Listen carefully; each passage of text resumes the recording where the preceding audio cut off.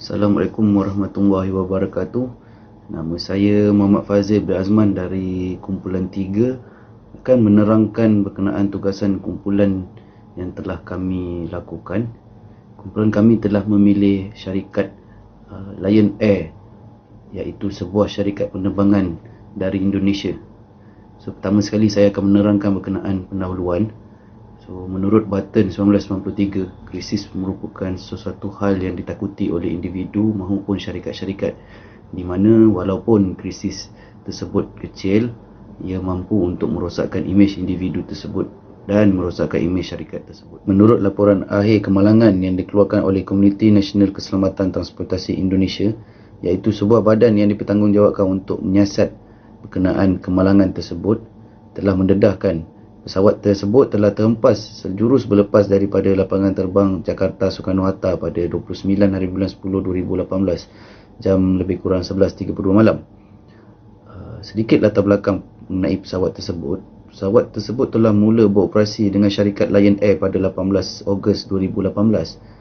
Berdasarkan Aircraft Flight Maintenance Log yang mencatatkan sejak 26 hari bulan 10 2018, pelbagai masalah telah dikenal pasti dalam pesawat tersebut. Antara masalah yang dikenal pasti adalah kecepatan udara dan bendera ketinggian yang muncul pada primary flight display, pencahayaan cahaya speed trim fail dan pencahayaan cahaya mark trim fail yang berlaku sebanyak 2 kali.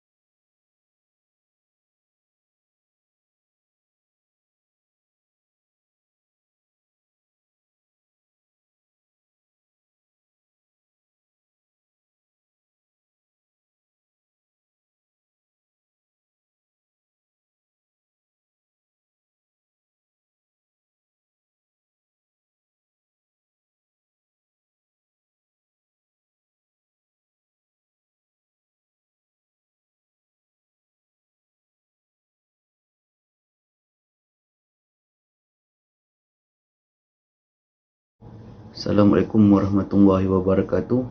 Nama saya Muhammad Fazil bin Azman dari kumpulan 3 akan menerangkan berkenaan tugasan kumpulan yang telah kami lakukan. Kumpulan kami telah memilih syarikat Lion Air, iaitu sebuah syarikat penerbangan dari Indonesia. So, pertama sekali saya akan menerangkan berkenaan pendahuluan. So, menurut Button 1993, krisis merupakan sesuatu hal yang ditakuti oleh individu maupun syarikat-syarikat, di mana walaupun krisis tersebut kecil, ia mampu untuk merosakkan imej individu tersebut dan merosakkan imej syarikat tersebut. Menurut laporan akhir kemalangan yang dikeluarkan oleh Komuniti Nasional Keselamatan Transportasi Indonesia, iaitu sebuah badan yang dipertanggungjawabkan untuk menyiasat berkenaan kemalangan tersebut, telah mendedahkan pesawat tersebut telah terhempas sejurus berlepas daripada lapangan terbang Jakarta Soekarno-Hatta pada 29 hari bulan 10 2018 jam lebih kurang 11.32 malam. Sedikit latar belakang mengenai pesawat tersebut. Pesawat tersebut telah mula beroperasi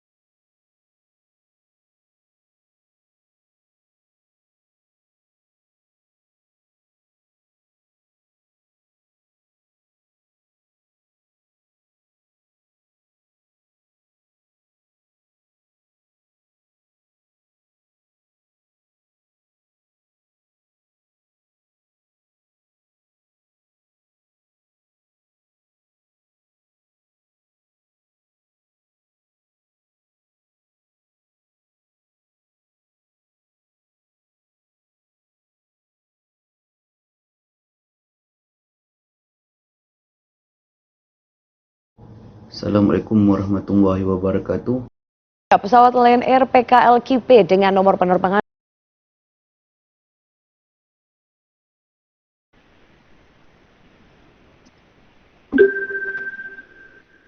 Assalamualaikum dan salam sejahtera. Saya Noliza binti Imran dan Puan Rosnah akan menerangkan tentang model Myers pada tahun 1993 untuk menangani krisis yang berlaku di Lion Air. Seperti yang telah dimaklumkan di dalam slide pendahuluan sebelum ini, penerbangan Lion Air Boeing 737 MAX 8 telah terhempas ke laut sejurus berlepas dari lapangan terbang antarabangsa Jakarta Soekarno-Hatta, Indonesia pada Isnin 29 Oktober 2018 jam 11.32 malam. Dan ianya telah mengorbankan seramai 189 orang penumpang termasuk anak kapal di dalamnya. Okey, jadinya kumpulan kami telah bersetuju untuk menggunakan model Myers 1993 ini kerana di dalam model Myers ini terdapat 4 kerangka peringkat, iaitu peringkat pertama adalah bermula dengan tahap operasi biasa. Peringkat kedua adalah tindak balas kecemasan. Peringkat ketiga pemprosesan sementara dan peringkat yang terakhir adalah peringkat pemuliharaan. Okey, untuk peringkat tahap prestasi organisasi tahap operasi biasa, kami mencadangkan sepatutnya syarikat penerbangan Lion Air ini perlu menyediakan pelan kontingensi kerana mereka didapati tidak ada pelan kontingensi sekiranya berlaku apa-apa masalah di dalam penerbangan mereka. Okey, dalam tahap operasi biasa ni dicadangkan untuk menyediakan pelan kontingensi termasuklah masalah-masalah teknikal yang telah berlaku sebelum ini di dalam penerbangan Lion Air, di mana didapati mereka sering mengalami masalah di dalam sistem pencahayaan mereka yang gagal dan menyebabkan beberapa kali berlakunya kes tergelincir semasa pendaratan di lapangan terbang. Dan untuk peringkat kedua adalah tindak balas kecemasan, iaitu melibatkan tindak balas segera dalam masa 1 jam sejurus permulaan krisis. Okey, pada peringkat ini, nyawa dan aset organisasi dapat kita selamatkan sekiranya kita membuat tindakan yang segera dalam tempoh masa yang ditentukan. Okey, dalam kejadian pesawat Lion Air ni, ada bukti menunjukkan kegagalan syarikat tersebut menyediakan tindak balas segera yang lebih awal sejurus berlakunya krisis. Kapal terbang tu terhempas dan didapati menghadapi masalah teknikal walaupun telah diberi kebenaran oleh jurutera untuk pesawat itu tidak terbang, namun kerana masalah teknikal yang berlaku, komunikasi itu tidak dapat dijalankan dengan baik dan telah mengorbankan 189 orang penumpang. Di sini kita lihat krisis ni berlaku dengan cepat ya. Di dalam laporan dimaklumkan 20 saat selepas kali terakhir ketua pilot berhubung dengan headquarters, kapal terbang tersebut telah didapati terhempas.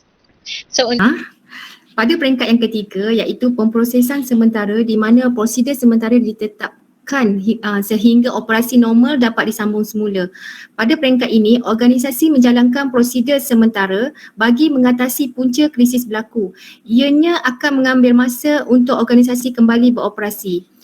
Sebagai contoh, dengan kejadian yang berlaku di syarikat penerbangan Lion Air, pihak pengurusan boleh melaksanakan prosedur sementara iaitu dengan menangguhkan operasi penerbangan sehingga krisis dapat diatasi dengan memberi ruang kepada pihak manajemen melakukan penyelenggaraan atau merancang strategi yang lebih efektif dan bersistematik.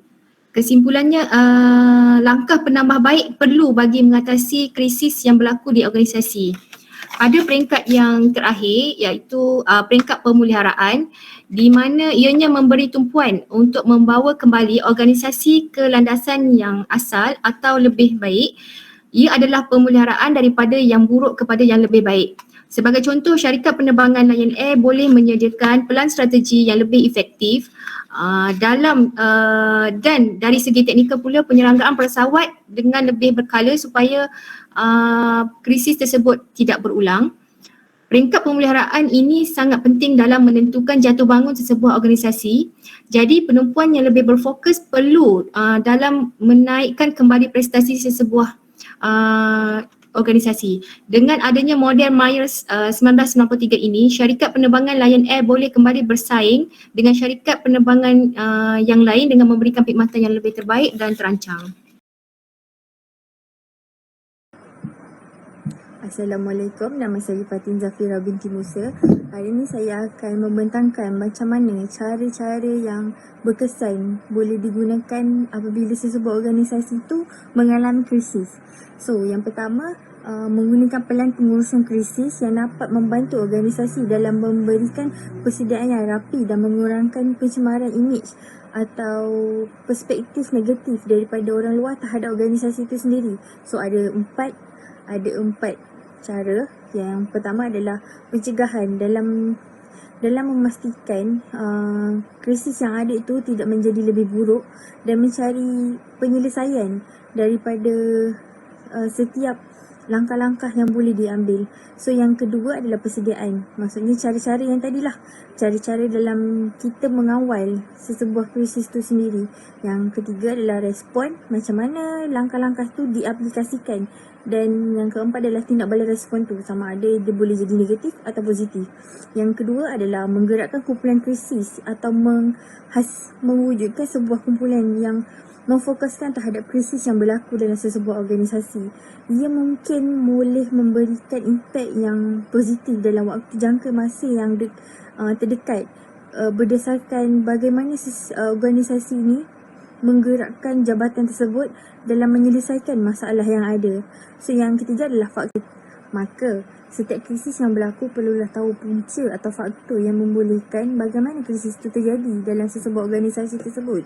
Pengurusan krisis ini amat penting untuk mengurangkan lebih banyak kesan negatif terhadap organisasi dan memulihkan keadaan kepada yang asal dalam tempoh yang lebih singkat dan mampu mengurangkan kerugian terhadap organisasi tersebut. So, pihak organisasi ni perlu memfokuskan krisis yang sebenar kerana ia merupakan komponen terpenting dalam mencari jalan penyelesaian terhadap krisis yang berlaku. Dan salah satu cara yang paling berkesan adalah bagaimana mereka berkomunikasi terhadap pihak luar dalam menangani masalah tersebut atau positif.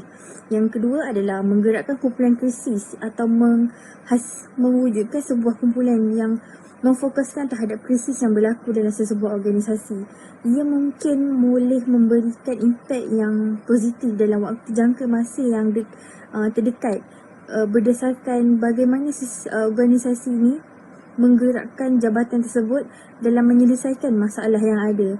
So yang ketiga adalah fakta dalam menutup segala rumus yang ada di dalam laman web atau media elektronik.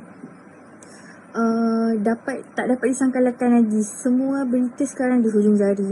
Segala fakta atau bukan mudah dimuat naik dan sukar untuk kita mengetahui mana satu fakta yang boleh dipercayai. Assalamualaikum dan salam sejahtera. Saya Muhammad Hairi bin Jaafar. Di sini saya akan membentangkan penyelesaian alternatif syarikat penerbangan Lion Air. Pelbagai usaha yang dilakukan oleh pihak pengurusan untuk memulihkan imej syarikat Lion Air selepas berlakunya insiden pesawat Lion Air yang terhempas pada 29 Oktober 2018.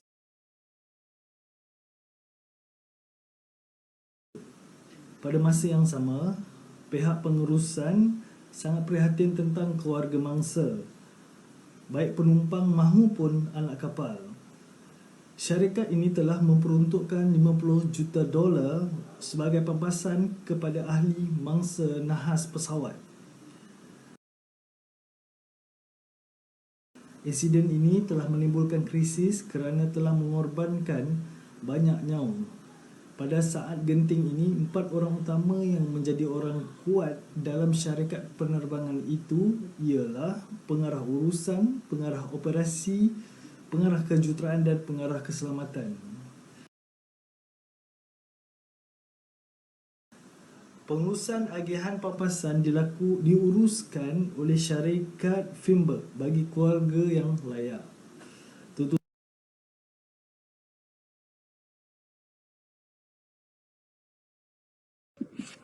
Assalamualaikum dan selamat petang semua. Saya Siti Nabila binti Sukimin. So saya akan membentangkan penyelesaian yang paling berkesan dalam krisis Lion Air ni. Penyelesaian yang berkesan yang pertama iaitu memilih jurucakap yang tepat. Okey, dalam memilih jurucakap yang tepat ni, dia kena tahu satu, iaitu orang yang tepat ni biasanya dia akan memudahkan proses komunikasi dan penyampaian maklumat secara telus dan berkesan. Dan mereka ini sebenarnya mewakili syarikat dan membawa nama baik syarikat. Jadi kita perlu memilih, Lion Air perlu memilih seseorang yang mempunyai pengetahuan dan latihan dalam menangani krisis yang berlaku. Dan juga memilih jurucakap yang tepat ni, dia pandai juga menggunakan pelbagai sumber untuk memberikan maklum balas. Contohnya kita boleh mereka menggunakan pelbagai media sosial yang ada sekarang seperti Facebook, Twitter, Instagram maupun TikTok. Sekarang apabila berlakunya krisis seperti ini, pihak yang berkepentingan seperti pelanggan, pihak media terutamanya dan rakyat ketika itu yang menantikan update terbaru tentang krisis. Yang kedua, penyelesaian yang paling berkesan adalah pemberian wang papasan. Pemberian wang papasan ni merupakan satu bentuk empati organisasi kepada mangsa dan ahli keluarga mangsa yang terlibat. Sebagai ia juga menjadi salah satu tanda organisasi mengambil berat ke atas kebajikan mangsa yang terlibat lah, ataupun maupun ahli keluarga yang terlibat. Seperti kita sedia maklum, walaupun pemberian wang papasan tidak memberikan satu kepuasan hati pada ahli keluarga mangsa yang terlibat, sekurang-kurangnya dapat membantu sedikit sebanyak ahli keluarga dalam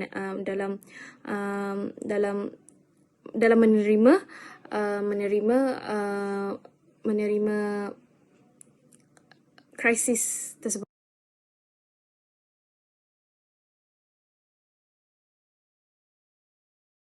Yang paling berkesan untuk nombor 3 adalah khidmat kaunseling.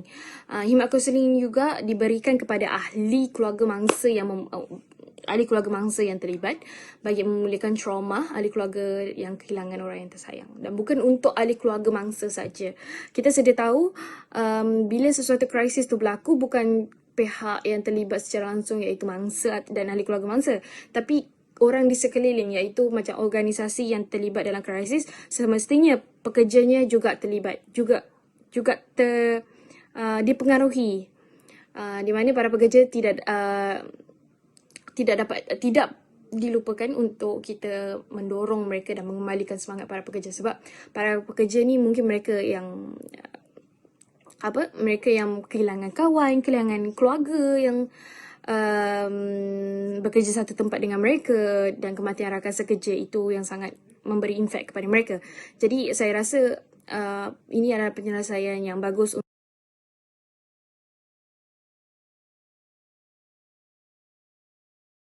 Assalamualaikum warahmatullahi wabarakatuh. Nama saya Alia Azrin binti Muhammad Saleh dan saya akan menerangkan tentang pengajaran yang boleh kita ambil iktibar.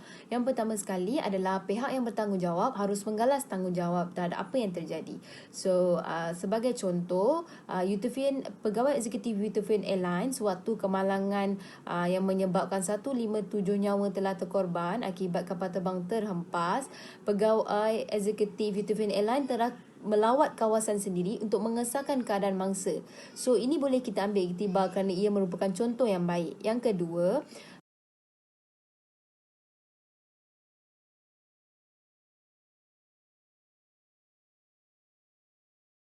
Kedua, pihak yang bertanggungjawab harus bijak memberi penjelasan dan memohon maaf kepada keluarga mangsa.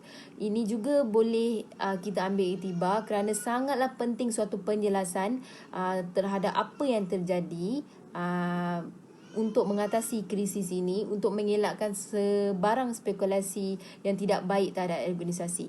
Jika kita lihat contoh yang boleh kita tengok baru-baru ini adalah kisah LRT yang bertembung tu, tetapi pegawai eksekutifnya memberi penjelasan yang tidak jelas yang mana telah mendatangkan kemarahan pada semua rakyat. Okey. Yang ketiga adalah pihak yang bertanggungjawab perlu mengambil langkah berjaga-jaga dan langkah pencegahan jika terdapat potensi. Jangan sesekali memandang ringan terhadap potensi kemalangan. Walaupun sesuatu potensi itu dianggap kecil, pihak yang bertanggungjawab tak boleh memandang ringan kerana ianya boleh melibatkan kemalangan dan menyebabkan nyawa. Yang terakhir sekali, pihak yang bertanggungjawab harus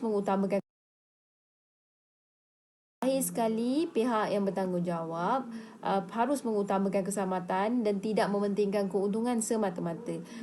Sebagai contoh, setiap kapal terbang mempunyai limit penerbangan, limit masa untuk penerbangan. Jadi setiap organisasi harus patuh kepada limit tersebut dan tidak boleh lebih daripada limit tersebut kerana ianya merupakan boleh jadi penyebab kepada kemalangan yang boleh merangkut nyawa.